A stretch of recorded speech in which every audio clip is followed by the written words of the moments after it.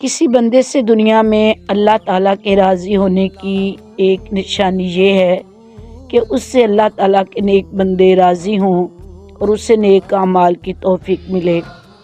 جب اللہ تعالیٰ کسی سے راضی ہوتا ہے تو فرشتوں میں اعلان ہوتا ہے کہ ہم اس سے راضی ہیں، تم بھی اس سے راضی ہو جاؤ۔ پھر تمام زمین والوں کے دلوں میں اس کی محبت پڑ جاتی ہے۔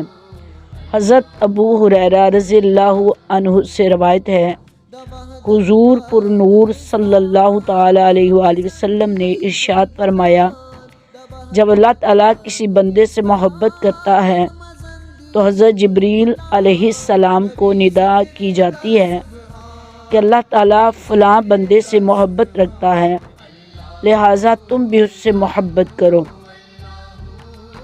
حضرت جبریل علیہ السلام اس سے محبت کرتے ہیں۔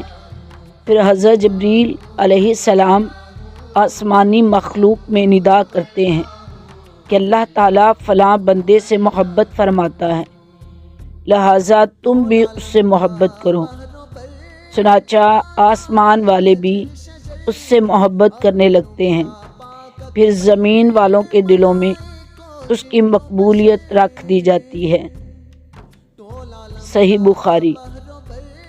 اس سے معلوم ہوا کہ بزرگان دین کی طرف دلوں کا مائل ہونا ان کے محبوب الہی ہونے کی علامت ہے۔